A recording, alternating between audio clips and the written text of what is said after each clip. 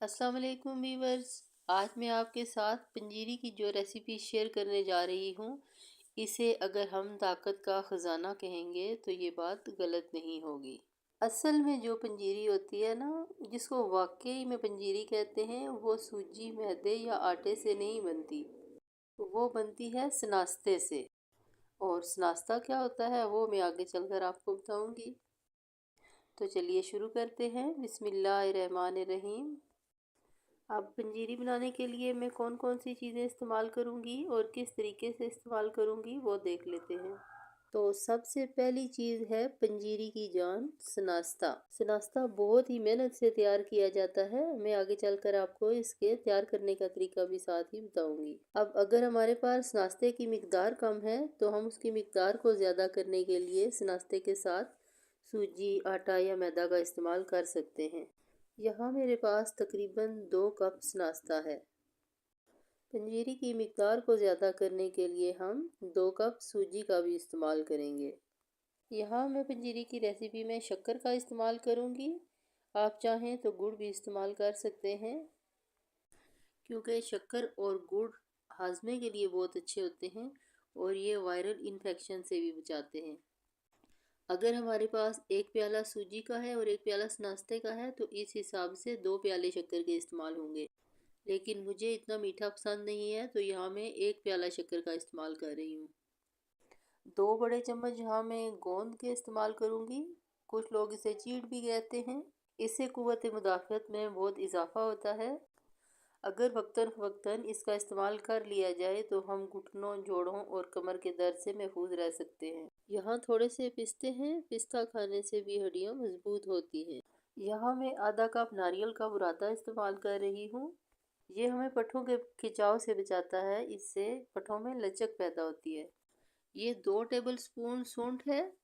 अगर आप शदीद सर्दी में पंजीरी बना रहे हों तो आप सूंठ का इस्तेमाल करें। इसकी तासीर बहुत गर्म होती है। आधा कप कद्दू के बीज हैं। इनमें मैग्नीशियम और पोटेशियम वाफिर मिकदार में होता है और ये हमें दिल की बीमारियों से बचाता है। आधा कप यहाँ हमारे पास भुनी हुई साफ सुथरी मूंगफली के बीज हैं। मूंगफली मैदे और फेफड़ों को ताकत देती है और ये कैंसर से लड़ने और कैंसर से बचाव के लिए भी बहुत मुफीद है। 1 कप यहाँ हम बादाम का इस्तेमाल करेंगे। सब जानते हैं कि बादाम खाने से दिमाग तेज होता है, लेकिन तजर्बात से साबित है कि ठोकरें बादाम से ज़्यादा दिमाग तेज करती हैं। 1 कप ही हम इसमें काजू का इस्तेमाल करेंगे।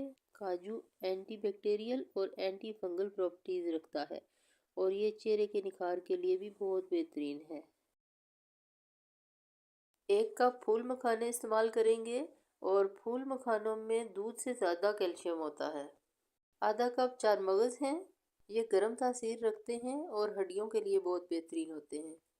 थोड़े से नारियल को मैंने बारीक बारीक काट लिया है। ये पंजीरी में बहुत ज़बरदस्त जायका देगा। 2 बड़े चम्मच कमर कस के हैं। इसका नाम ही कमर कस इसलिए है कि ये कमर के दर्द के लिए बहुत मुफीद होता है। साथ ही इसमें 10 से 12 हरी इलायचियाँ हैं। इन दोनों चीज़ों को हमने रोस्ट नहीं करना, इन्हें सिर्फ एक साथ पीस के अलहदा रख लेना है।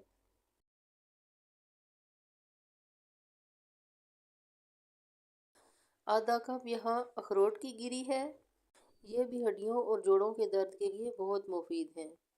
आधा कप ही मैं इसमें मेवे का इस्तेमाल करूंगी। मेवा खून को साफ करता है और खून की कमी भी पूरी करता है। मैंने आपको हर एक चीज़ के फ़ायदे इसलिए बताए हैं ताकि आपको पता चले कि पंजीरी को ताकत का ख़जाना क्यों कहा जाता है। अब हम हल्की आंच पर फ्राइंग पैन को गर्म कर लेंगे और इसमें 1 चम्मच देसी घी डालेंगे। घी मेल्ट होना शुरू होगा तो साथ ही हम इसमें गोंद डालेंगे। 1 से 2 मिनट हल्की आंच पर इसको फ्राई करेंगे तो ये फूल कर बिल्कुल मोतियों की तरह हो जाएगी। गोंद अच्छी तरह से फूल चुकी है और क्रिस्पी हो चुकी है। अब हम इसे अलग बर्तन में निकाल लेंगे और जो दाने नहीं फूले उन्हें हम चुनकर निकाल देंगे।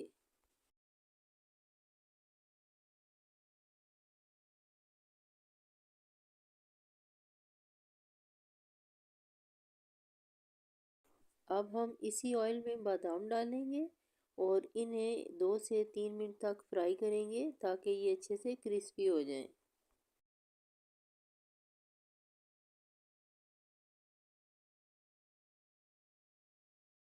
क्रिस्पी होने पर हम बादामों को भी ऑयल से निकाल लेंगे।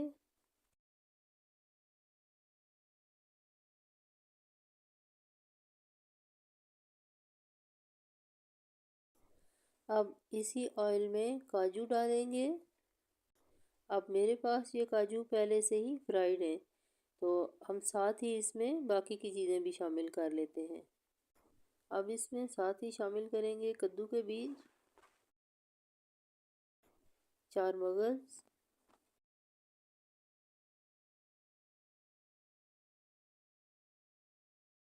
मूंगफली के बीज और अखरोट की गिरियाँ। अब इन सारी चीज़ों को एक साथ 2 से 3 मिनट के लिए रोस्ट करेंगे।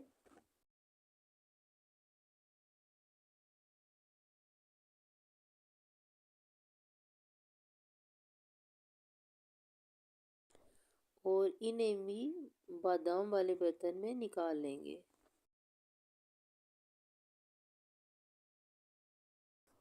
अब उसी फ्राइंग पैन में 1 चम्मच देसी घी डालेंगे और मेवे डालेंगे और मेवों को उतनी देर रोस्ट करेंगे कि ये सारे मेवे फूल जाएं।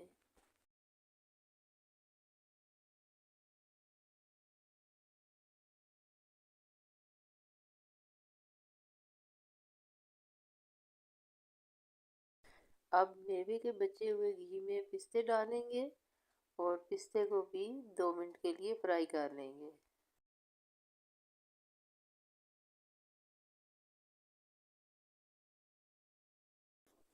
अब पिस्ते भी मेवे के साथ निकाल लेंगे। अब हम खुले मुंह वाला एक पतीला या कढ़ाई लेंगे। इसमें 4 चम्मच देसी घी के डालेंगे और अब हम इसमें सूजी शामिल करेंगे और हल्की आंच पर सूजी का कलर चेंज होने तक इसे भूनेंगे।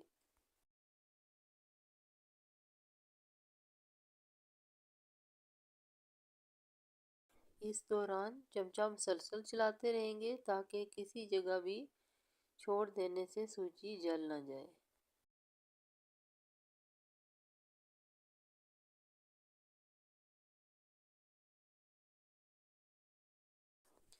सूजी को भूनते हुए तकरीबन 15 मिनट गुजर चुके हैं। बहुत अच्छी सी खुशबू आना शुरू हो गई है और सूजी का कलर भी चेंज हो चुका है। अब हम इसे किसी दूसरे बर्तन में निकाल लेंगे। अब इस बर्तन को टिश्यू से साफ कर लेंगे। अब इसमें मज़ीद 4 से 5 बड़े चम्मच देसी घी के डालेंगे और अब हम इसमें नाश्ता डालेंगे। आंच का ख़ास तौर पर ख्याल रखना है कि आंच बिल्कुल स्लो रहेगी और मुसलसल चमचा चलाते हुए हमने इसे भूनते रहना है। नाश्ते में हल्की सी खट्टी स्मेल होती है जो हल्की आंच पर भूनने से ख़त्म हो जाती है। अब मैं आपको बताती हूँ कि इस नाश्ता बनाया कैसे जाता है। गंदम को किसी बर्तन में डालकर उसमें इतना पानी डाला जाता है कि वो अच्छी तरह से उसमें भीग जाए और उसे 20 से 25 दिन के लिए छोड़ दिया जाता है। इस दौरान जब गंदम में मौजूद पानी इकट्ठा हो जाएगा तो वो पानी गिराकर आप उसमें ताज़ा पानी शामिल करते रहेंगे जब तक कि गंदम के दाने फूलकर फट न जाएं। जब गंदम के सारे दाने फट जाते हैं तो पहले तो उन्हें बड़ी मेहनत से हाथों से मसला जाता था, लेकिन अब चूँकि ब्लेंडर मौजूद हैं तो अब मशीनों में डालकर उन्हें अच्छे से ब्लेंड कर लिया जाता है।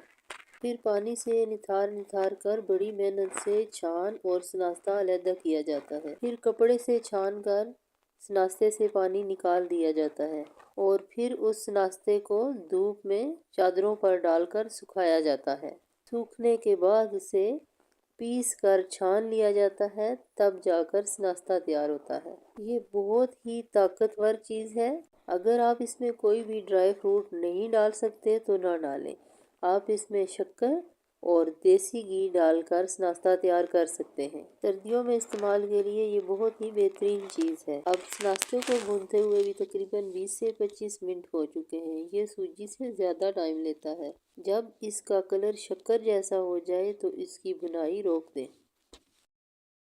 अब इसे भी हम सूजी वाले बर्तन में निकाल लेंगे, क्योंकि अगर हम उसे उसी बर्तन में छोड़ देंगे तो नाश्ता गर्म बर्तन में जल जाएगा। अब ड्राई फ्रूट्स को देख लेते हैं। यहाँ गोंद को मैंने पीस कर पाउडर बना लिया है। अब इन ड्राई फ्रूट्स को भी मोटा मोटा पीस लेंगे। बहुत फाइन पाउडर नहीं बनाएंगे, बल्कि इन्हें धड़धड़ा रखेंगे तो पंजीरी में इनका बहुत अच्छा टेस्ट आएगा। हरी इलायची और कमरकस को भी मैंने पीस के रख लिया था। अब उनको भी इनके साथ शामिल कर देंगे। अब इनके साथ ही खोपरे को भी शामिल कर लेंगे। कुछ ड्राई फ्रूट्स को मैंने साबुत भिगा के रख लिया है, ताकि हम आखिर में इनको पंजीरी में शामिल करें तो खाने में तो ये बहुत अच्छे लगेंगे ही, देखने में भी ये बहुत अच्छे लगेंगे। अब यहाँ मैंने फूल मखानों को भी पीस लिया है और इन्हें भी इसके साथ ही शामिल कर लेंगे। अब नाश्ते वाले बर्तन को धो लेंगे। हल्की आंच पर इसे हल्का सा गर्म करेंगे और इसमें आधा कप पानी का डालेंगे। साथ ही इसमें शक्कर शामिल करेंगे। अब शक्कर को पिघलाकर चाशनी तैयार कर लेंगे। अब इस चाशनी में एक तार और दो तार वाला कोई सीन नहीं है। जब सारी शक्कर पिघल जाएगी और इसके ऊपर झाग बनना शुरू हो जाएगी, तब हम आंच बंद कर देंगे। शक्कर और गुड़ में गन्ने के छोटे छोटे ज़रात शामिल होते हैं, इसलिए इसे छान लेना ही ज़्यादा बेहतर है। अब हम सूजी और नाश्ते को वापस खुले मुंह वाले बर्तन में डाल लेंगे। अब जो ड्राई फ्रूट्स हमने पीस कर रखे हुए थे वो सब इसमें शामिल कर लेंगे। अब इन्हें बहुत अच्छी तरह से चमचे की मदद से मिक्स कर लेंगे।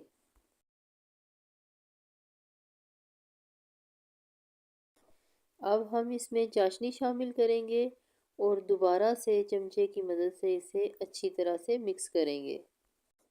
अब हम पंजीरी को चेक करेंगे। अगर ये गर्म होगी तो फिर हम इसमें ड्राई फ्रूट डालेंगे और इसके लड्डू बना लेंगे। और अगर ये अच्छे से गर्म नहीं है तो हम इसे दोबारा चूल्हे पे रखेंगे और चमचा चलाते हुए इसे अच्छा सा गर्म कर लेंगे। गर्म करने के बाद अब हम इसमें बाकी के ड्राई फ्रूट्स डालेंगे, इन्हें हल्का सा मिक्स करेंगे और फिर इनके लड्डू बना लेंगे। अब अगर आपने लड्डू बनाने हों तो फिर आपने सारे ड्राई फ्रूट को दरदरा सा पीस कर शामिल करना है और शक्कर भी बराबर मिकदार में इस्तेमाल करनी है, क्योंकि पिसे हुए ड्राई फ्रूट से लड्डू आसानी से बन जाते हैं और अगर ड्राई फ्रूट साबुत होंगे तो वो लड्डू बनाने में थोड़ा सा टाइम और मेहनत ज़्यादा लेंगे। अब नाश्ता इतना गर्म होना चाहिए जिन्हें हमारे हाथ बर्दाश्त कर सके, तो उस वक्त ही लड्डू बना लेने चाहिए। ठंडा होने पर ये लड्डू आपस में नहीं जुड़ेंगे। कुछ ड्राई फ्रूट इसमें साबुत शामिल किए हैं, इसलिए लड्डू बनने में थोड़ी मेहनत ज़्यादा ले रहे हैं। अगर आपने लड्डू बनाने हैं तो फिर आप इसमें ड्राई फ्रूट पीस कर डालेंगे। जब घर में नया बेबी आता था तो उस बहू या बेटी के लिए माँ या सास पंजीरी बनाया करती थी। अब जब आप पंजीरी बनाना सीख लें तो अपनी सास और माँ के लिए पंजीरी बनाइएगा, क्योंकि पंजीरी ना सिर्फ न्यू मदर को ज़रूरत होती है बल्कि तमाम बुज़ुर्गों को भी इसकी बहुत ज़रूरत होती है, चाहे वो नानी हो या नाना हो, दादी हो या दादा हो। बच्चे और बड़े सब इसे खा सकते हैं, बल्कि बहुत शौक से खाएंगे। एक लड्डू या दो बड़े चम्मच सुबह की चाय के साथ अगर आप पंजीरी का नाश्ता करेंगे तो ये आपके लिए बहुत फ़ायदेमंद होगा। बहुत मेहनत से ये वीडियो मैंने आपके लिए बनाई है। उम्मीद करती हूँ कि आपको पसंद आएगी। पसंद आए तो लाइक कीजिएगा, एक अच्छा सा कमेंट कीजिएगा और मुझे बताइएगा कि क्या आपके यहाँ नाश्ता बनता है और अगर बनता है तो आपकी ज़ुबान में इस नाश्ते को क्या कहते हैं। वीडियो पसंद आए तो लाइक कीजिएगा, शेयर कीजिएगा और अगर चैनल पर नए हैं तो मेरे चैनल को सब्सक्राइब भी कीजिएगा। अल्लाह हम सब का हामी और नासिर हो। अल्लाह हाफिज़।